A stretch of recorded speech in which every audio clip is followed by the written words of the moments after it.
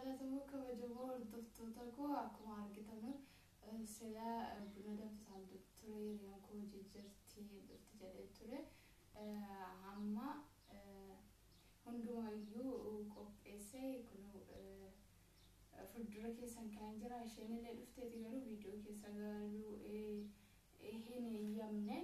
kanaafiyyuu jennaan kana fakkaataa sanbata ganamaa akkasitti buna danfisee jiran isiniin jedha hordoftoota koo kanaafiyyuu na kottaa hin dhugnaan isiniin jedha hordofti keessaniyyuu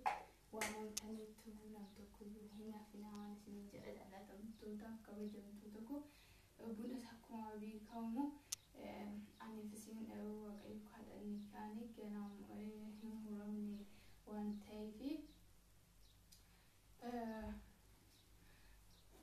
kuno daabboonni tolfanne har'a kana fakkaatan isiniin jedha jaalatamtootaaf kabajamtoota koo kun immoo sanatti nyaannuudhaan isiniin jedha kana fakkaata amma hiriyaan koo hin murtiin isiniin jedha sabooda gara nyaachuutti deemnaan isiniin jedha yookaan aannan mura rakkoon qabu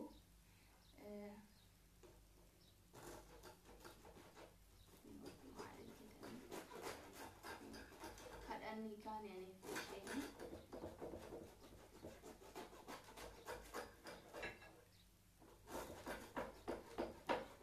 kana fakkaatan isiniin jedha daabboon keenya har'aa nula maambichaadha waan ta'eedhaaf baay'ee bu'uura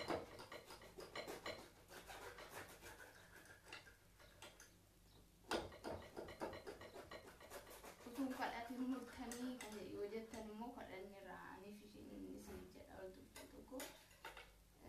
kana fakkaataa bunni keenyas jabanaa hin qabnu caaqqee jirti isheen jedha bunni keenyas bareedaadha jedhee abdii amantii guutuu qaba ganaa hin buusne isiniin jedha hordoftoota koo walumaan ifamaa wajjin gara dhangeenya ijaa bareechee hin qadaadamne waan ta'eef kana fakkaatan isiniin jedha hordoftoota koo bunni keenya har'aa xiqqeeffamuu jala dhangala'ee jira baay'ee ittiin keddaane ture nakana fakkaata hordoftoota koo bunni keenya inni kun sammaana jalaa dhangala'eedha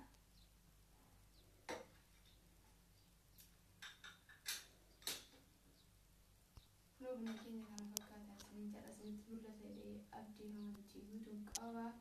akkasiin jaallatan abdii amantii guutuun qaba galatumaan isiniin jedha kottaa wajjiniin dhugnaa isiniin